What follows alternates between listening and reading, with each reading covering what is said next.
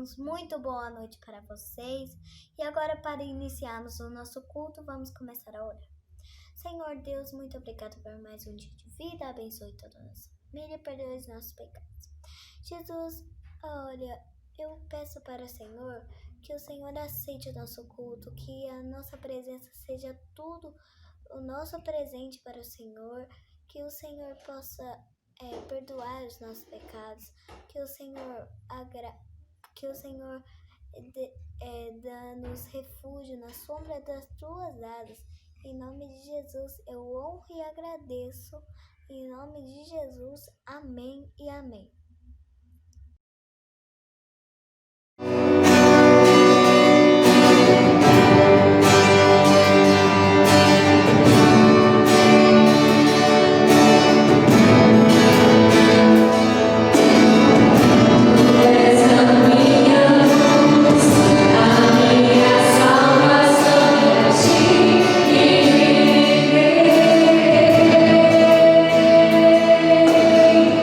Senhor.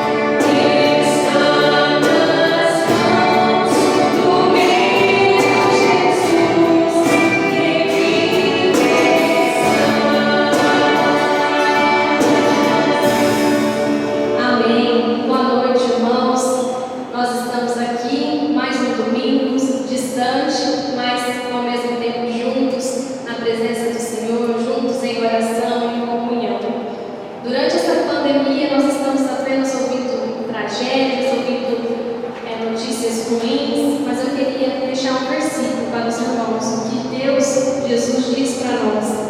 Está em Filipenses 4, versículo 8, diz: Por fim, irmãos, quero lhe dizer só mais uma coisa: concentre-se em tudo que é verdadeiro, tudo que é nobre, tudo o que é correto, tudo que é puro, tudo que é amável e tudo que é admirável. Pense no que é excelente e digno de louvor. Por mais que a gente sinta dificuldade nesses momentos de estar pensando em coisas agradáveis, né, Deus deixa para nós, para a gente pensar, né, tudo que é agradável, tudo que é perfeito. E nesses dois louvores que nós vamos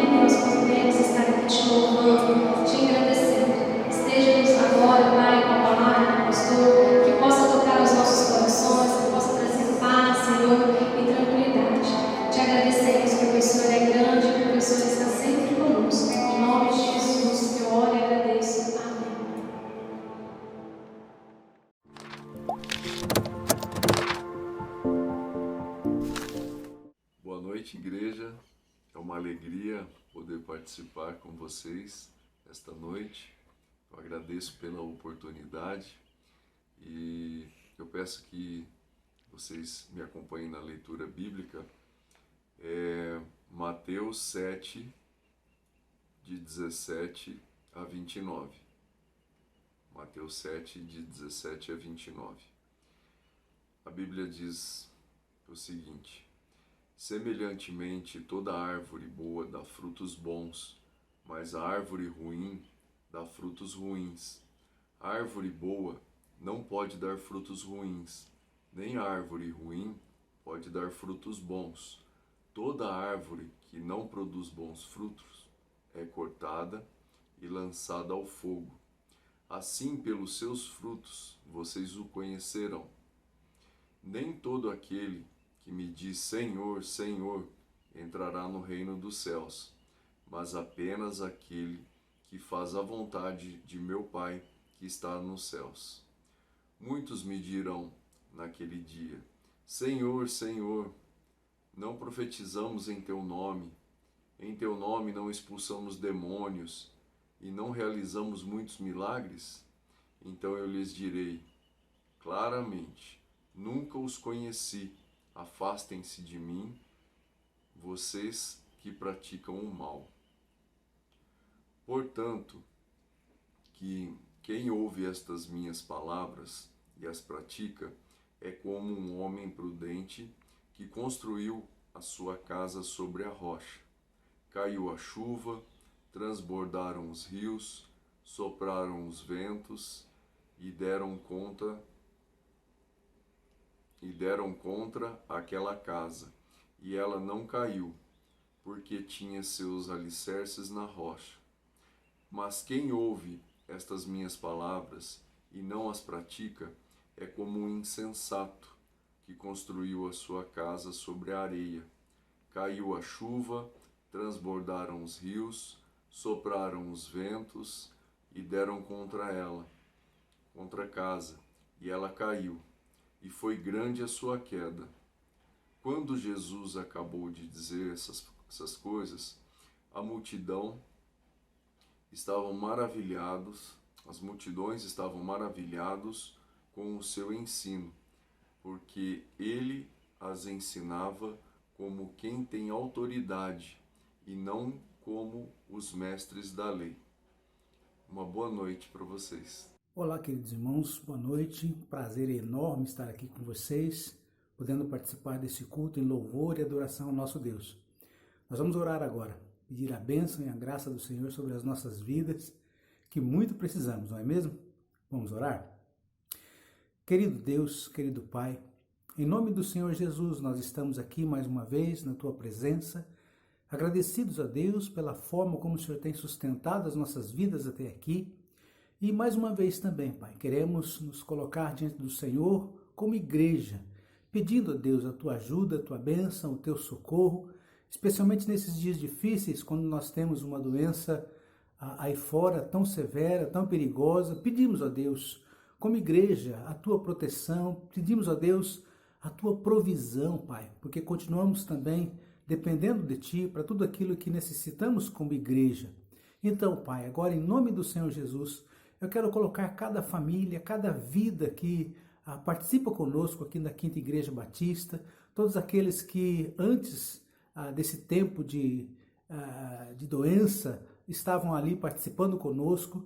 E agora peço a Deus que o Senhor continue firmando esses corações, que o Senhor continue, Deus, sustentando estas vidas, aqueles que estão passando, Pai, por um momento difícil, especialmente na área de trabalho, que o Senhor esteja, Deus, abrindo as portas, suprindo suas necessidades, dando a cada um a confiança de que o Senhor de fato continua sendo Deus e que o Senhor está ali cuidando, provendo, fortalecendo, encorajando, abrindo portas, enfim, Pai, que cada um possa de fato confiar em Ti, crendo que o Senhor continua sendo nosso Deus e que o Senhor há de prover em Cristo Jesus toda e qualquer necessidade que nós tivermos, Pai.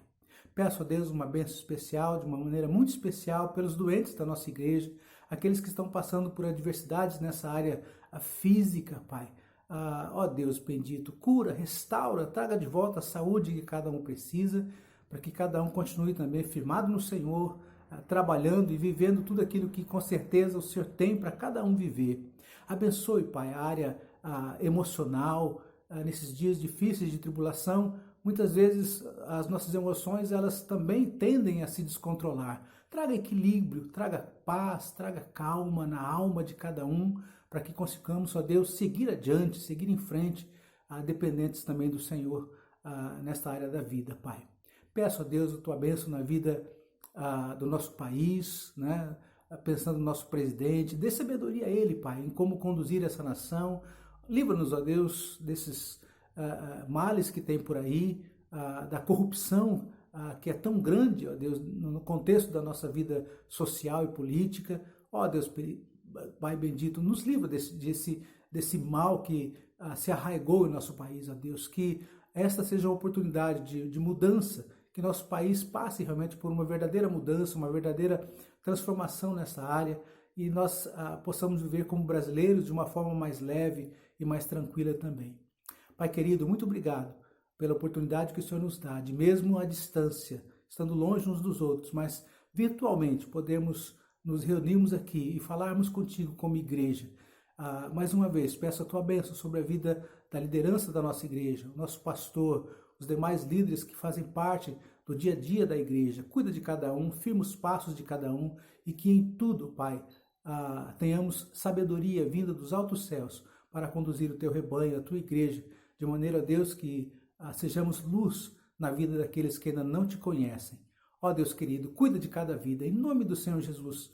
Ó Deus, traga a tua provisão, a tua bênção na vida das nossas famílias, tanto da igreja como de qualquer outro lugar, aqueles que estão nesse instante buscando a tua presença. Ó Deus bendito, que cada coração se aquiete diante do teu trono de graça e receba do Senhor nessa noite tudo aquilo que o Senhor já de antemão preparou. Tudo isso te peço e te agradeço, no nome precioso do Senhor Jesus.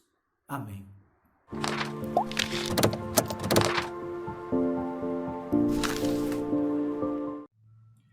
Apenas perto do reino. Abra sua Bíblia comigo no Evangelho de Marcos. Vamos abrir no capítulo 12. Vamos ler no primeiro momento aqui 28 até o 34. Diz assim a palavra do nosso Senhor. Um dos mestres da lei aproximou-se e os ouviu discutindo. Notando que Jesus lhe dera uma boa resposta, perguntou-lhe: de todos os mandamentos, qual é o mais importante? E Jesus respondeu: o mais importante é esse. Ouça, ó Israel, o Senhor, o nosso Deus, o Senhor é o único Senhor. Ame o Senhor, o seu Deus, de todo o seu coração, de toda a sua alma, de todo o seu entendimento e de todas as suas forças. O segundo é esse: ame o seu próximo como a si mesmo. Não existe mandamento maior do que estes.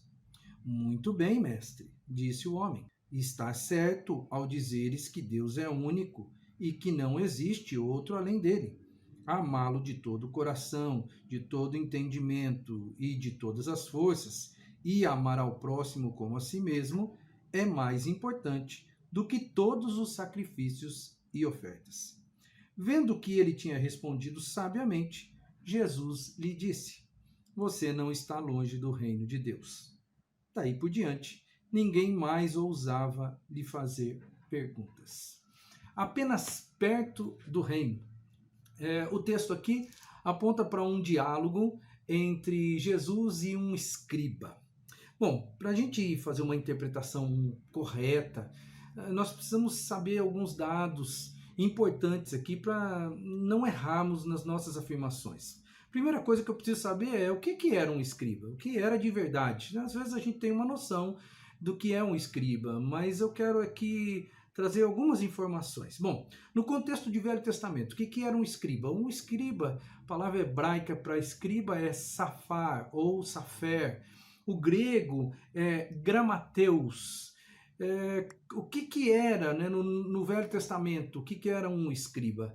Na verdade, um escriba na época de crônicas, mais ou menos ali de reis, na época da monarquia, ele era praticamente uma profissão de família. A profissão de escriba, ela ia passando de pai para filho. E o escriba sempre estava muito próximo com o sacerdote, né? Então, a classe sacerdotal e a classe dos escribas, elas teoricamente andavam juntas. O escriba, ele era uma pessoa muito diferenciada no Antigo Testamento, porque ele era um dos poucos que dominava a escrita, né? E dominava muito bem, porque aquilo era praticamente a profissão dele.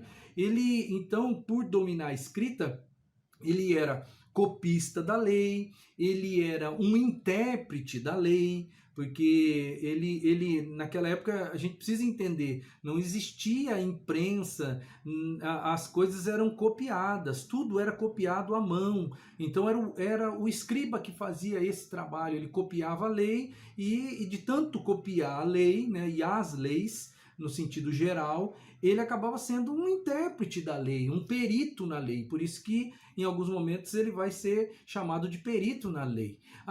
Alguns comentaristas dizem que os escribas poderiam ser pessoas que também realizassem contratos, lavrassem contratos, porque isso fazia parte da lei. O livro de Jeremias dá aí uma vaga suposição sobre essa possibilidade. Alguns escribas, os mais importantes deles, eles serviam no governo, eles eram chamados de escribas reais, tinham aí os seus escritórios, né, se é que eu posso assim dizer, eles tinham seus escritórios dentro dos palácios reais. O livro de Jeremias também aponta para essa possibilidade. Mas como o nosso contexto aqui é o livro de Marcos, o Evangelho de Marcos, o que era um escriba no Novo Testamento, né? Não mudou muita coisa, certo? Mas é importante que a gente entenda a realidade do momento, porque é com base na realidade do momento que eu vou enxergar algumas coisas nesse diálogo aqui que talvez não estão escritas. Bom, em primeiro lugar, eles ainda continuaram sendo os chamados mestres da lei. Em algumas traduções bíblicas você vai ouvir, né, vai ler essa sentença, mestres da lei que se aproximavam de Jesus. Eram pessoas eruditas na lei judaica, eles eram autoridades da lei junto ao povo.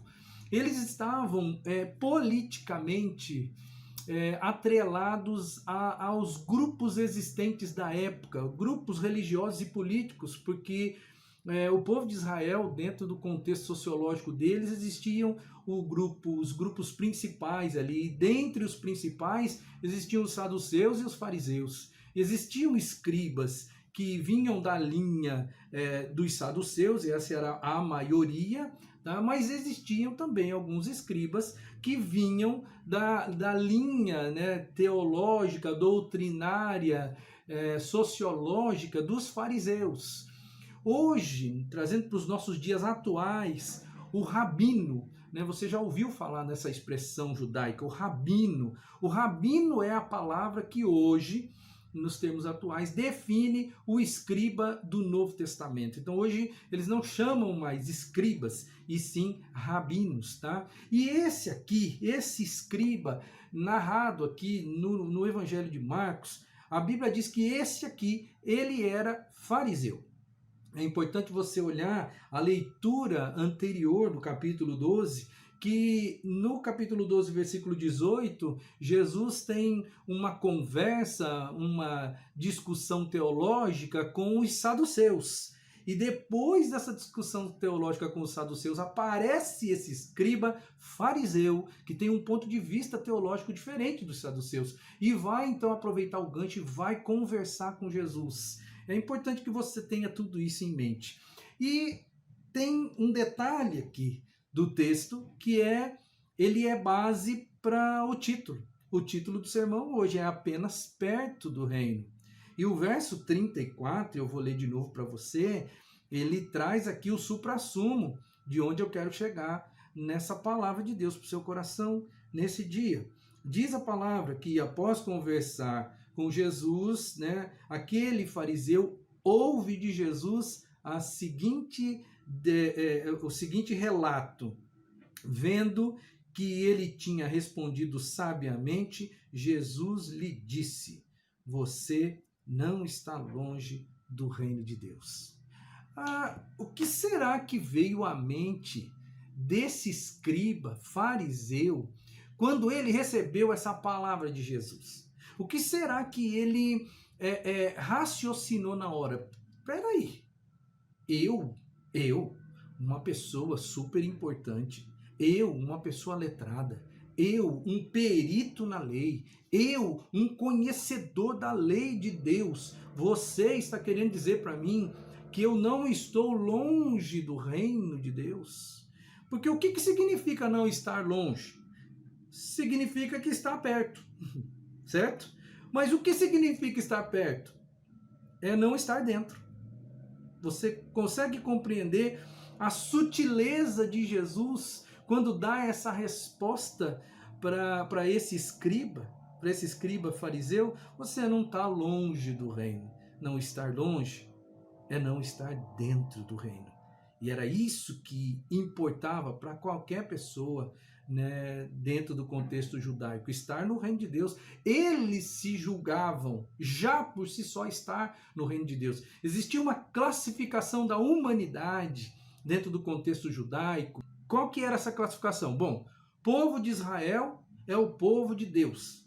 Povo de Israel é o povo do reino de Deus, pertencem ao reino de Deus.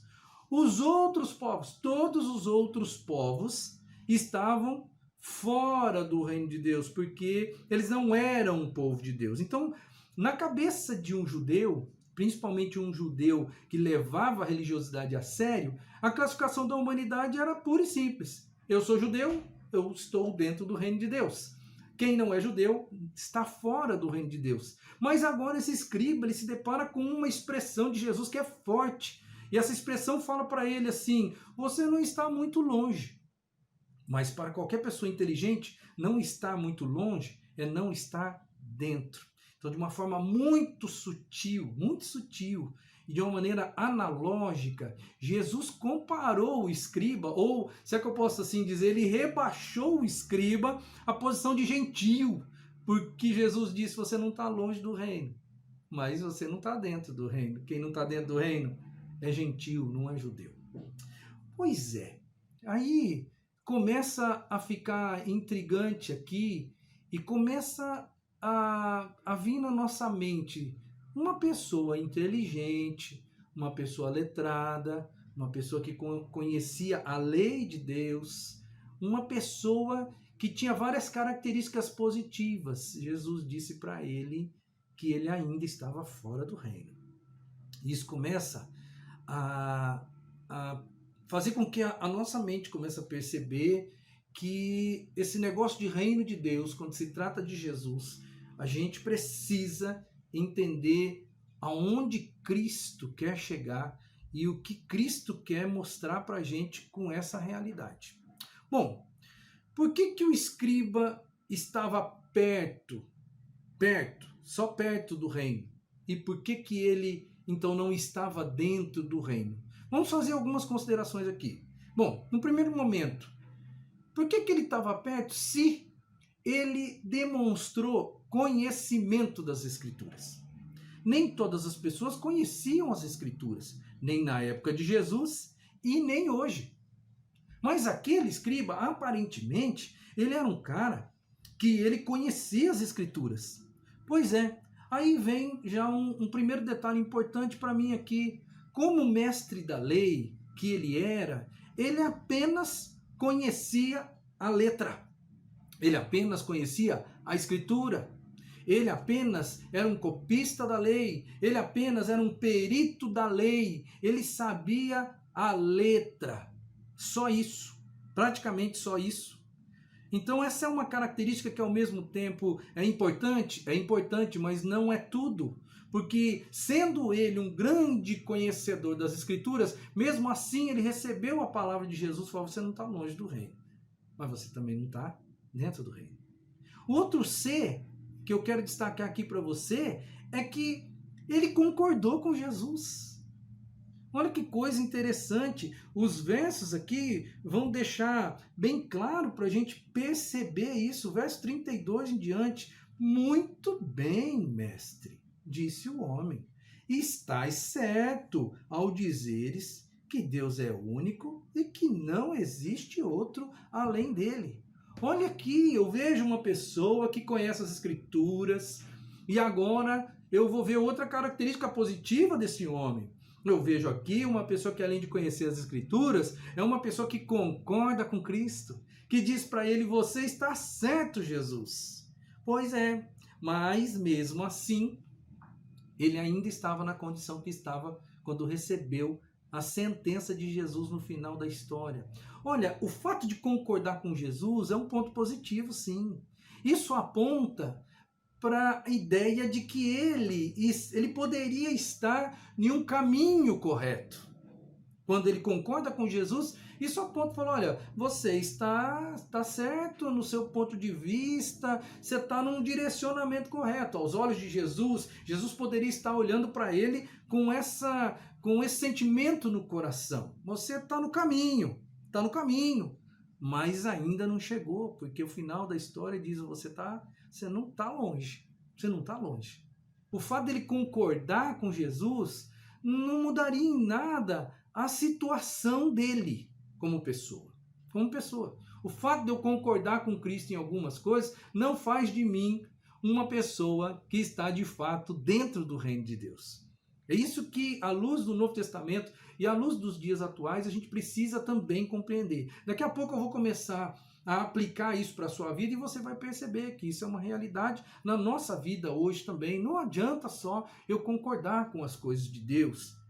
Às vezes eu posso estar concordando com as coisas de Deus, mas mesmo assim eu estou fora do reino de Deus. A terceira coisa que eu entendo assim que é, bom, como que esse cara está só perto do reino se ele elogiou Cristo? Ele elogiou a figura de Cristo e falou: muito bem, ele chamou Cristo de mestre. Mestre não é para qualquer um. E esse escriba, que era uma pessoa letrada, uma pessoa super inteligente para o contexto da época, uma pessoa que realmente era um mestre. Um mestre reconhece outro mestre. E ele então olha para Jesus e fala: muito bem, mestre. Ele não só agora conhece as Escrituras, ele não só concorda com Jesus, como agora ele vai elogiar a Cristo. Mas elogiar a Cristo não muda a nossa posição, o nosso problema com relação à salvação, com relação a entrar no reino de Deus. Então você percebeu comigo aqui que existiam 3 coisas que pesam favoravelmente com relação ao escriba. Ele conhecia as Escrituras, ele elogiou Jesus, ele concordou com Jesus e elogiou Jesus. Por que no meu entendimento, por que Jesus, por que eu posso afirmar também que esse homem estava apenas perto do reino, mas ainda não estava dentro do reino, como Jesus disse? Por quê? E aí vem a quarta ponderação que eu quero trazer para você aqui. É que ele não foi além disso. Ele não foi além disso. Ele conhecia a Escritura, ele concordou com Cristo, elogiou a postura de Jesus, elogiou o pensamento de Jesus. No entanto, ele recebe aquela palavra de Cristo: você não está longe do reino. E ele estaca ali. Ele para ali, ele não vai além disso. Não vai além disso. Ele não pergunta, ele não questiona. Ele não fala assim: não, mas espera aí, se eu entendi bem o que o senhor está querendo dizer, é que eu estou fora do reino ainda. Então, o que eu tenho que fazer para estar dentro do reino, Jesus? Ou mestre? Ele poderia fazer isso. No entanto, ele não foi além de conhecer as Escrituras, concordar com Cristo e elogiar o mestre.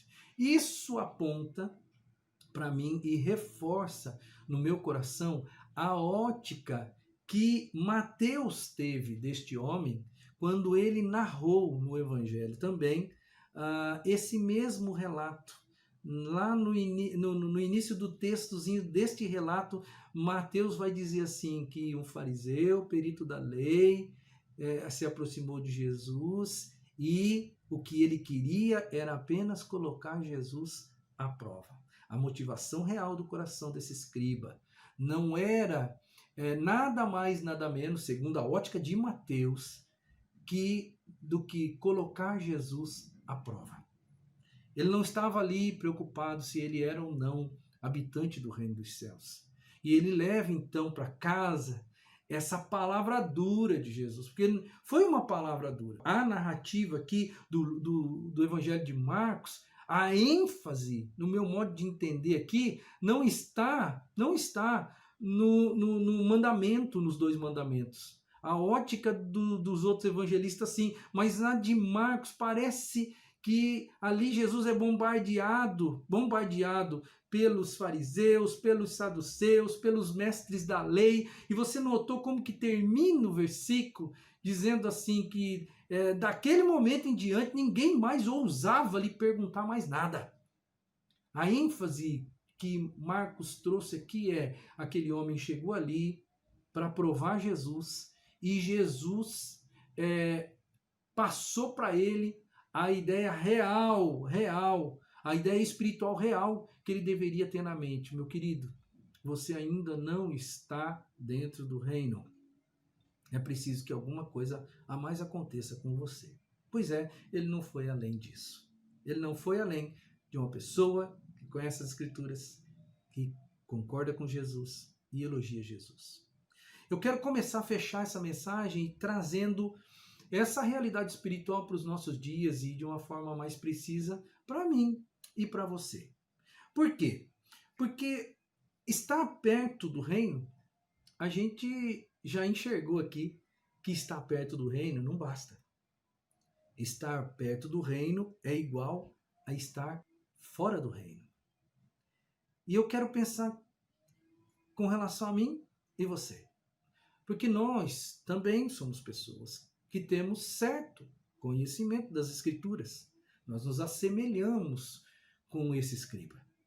Nós também, eu e você, nós também concordamos com Jesus. Nós tanto concordamos com Jesus que hoje eu estou aqui trazendo uma palavra de Jesus para você e você está ouvindo atentamente uma palavra de Jesus.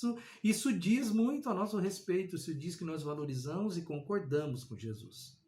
Nós também elogiamos a Jesus. Sabe como que nós elogiamos a Jesus? Quando nós o adoramos. Quando nós o adoramos através de oração. Quando nós o adoramos através de louvores, ações de graça, hinos, cânticos ao Senhor, que enaltecem e adoram o nosso Senhor Jesus Cristo. E em tudo isso, até agora, nós somos semelhantes ao escriba. A grande questão que pesa para mim e pesa para você também é que muitos de nós apenas temos essas 3 características. E nós estamos iguaizinhos ao escriba. Muitos de nós não vão além. Não vão além. A proposta do Evangelho, ela é uma proposta transformadora. É uma proposta desafiadora. É uma proposta de mudança de vida, mudança de conduta. Então, o que eu quero dizer para você nesse dia? O que eu quero dizer?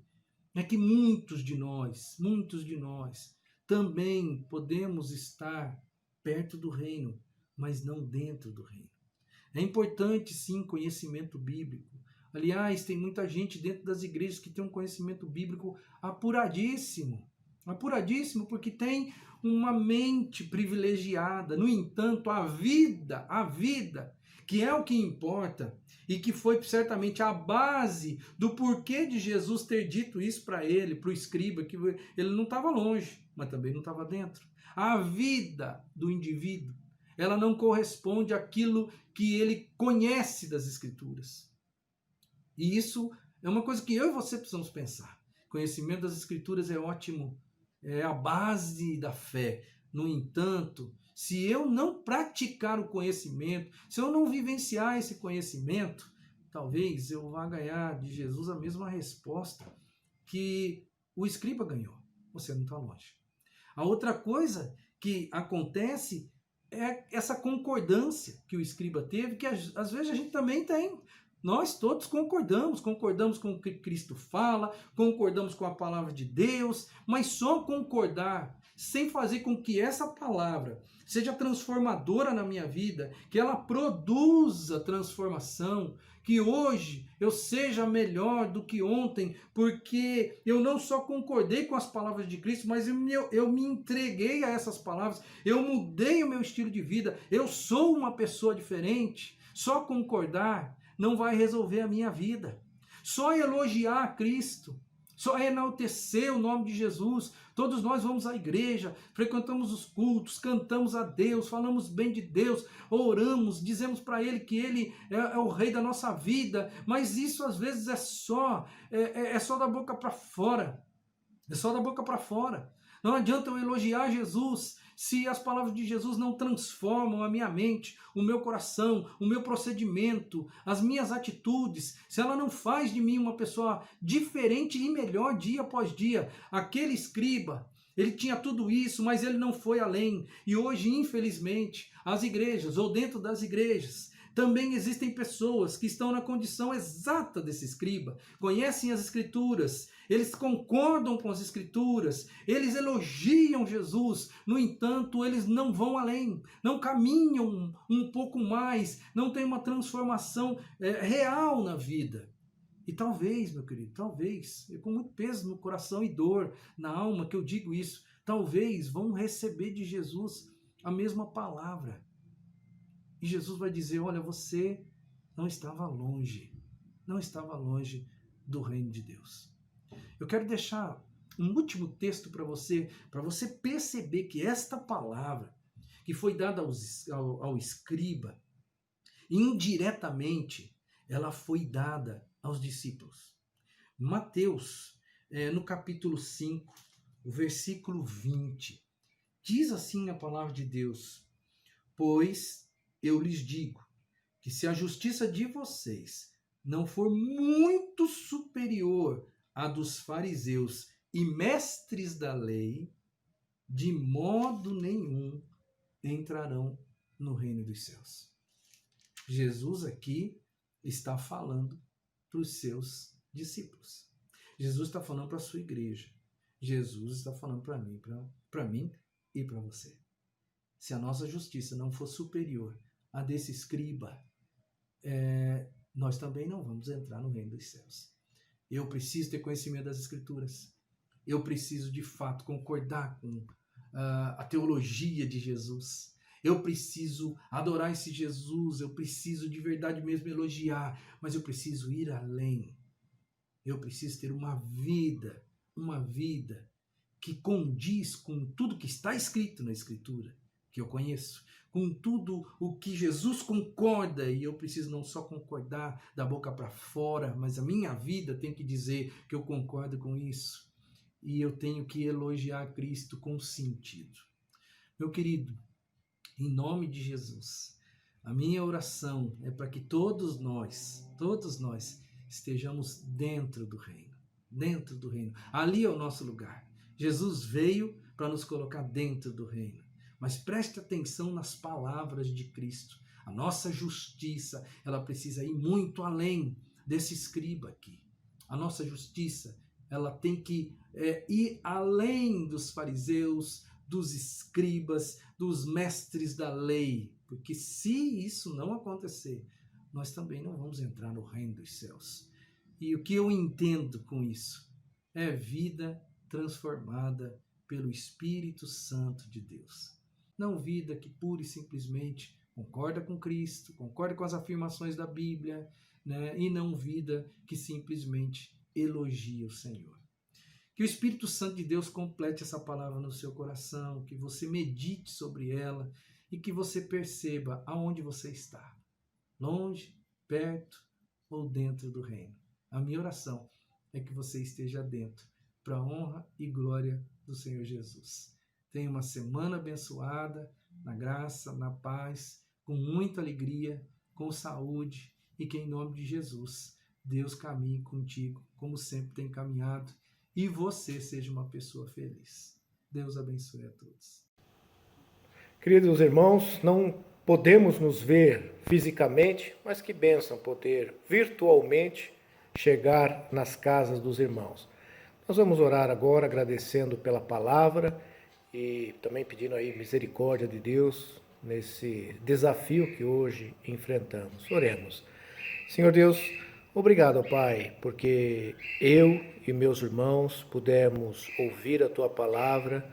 Queremos sim que o Senhor, ó Deus, possa, através do Teu Santo Espírito, tocar em cada lar, em cada vida, na minha vida, e que realmente essa palavra, como a Tua própria orientação diz, ó Deus, que ela é viva e que ela possa então, ó Deus, fazer algo muito especial, encorajar, nos orientar e também, ó Deus, trazer alívios para tantas questões, muitas vezes, que temos e até por lutas que temos passado, mas que as Tuas misericórdias continue cobrindo cada família da Tua igreja, cada lar, e nos ajude, ó Pai, em mais essa semana que se inicia, a contar, ó Deus, com a Tua graça. E nos ajude então, como igreja, também como família, a permanecermos firmes nos Teus caminhos. Nos ajude então a mostrar ao mundo que apesar desse pavor, ó Deus, que o mundo passa, que nós temos sim uma segurança na Tua graça, nas Tuas mãos. Então sustente cada um de nós nessa Tua carinhosa mão e que as Suas mãos realmente possam derramar misericórdias sobre todos nós. E pedimos isso e fazemos isso em nome e por amor do Teu Filho Jesus Cristo. Amém. Amém. Um grande abraço, meus irmãos.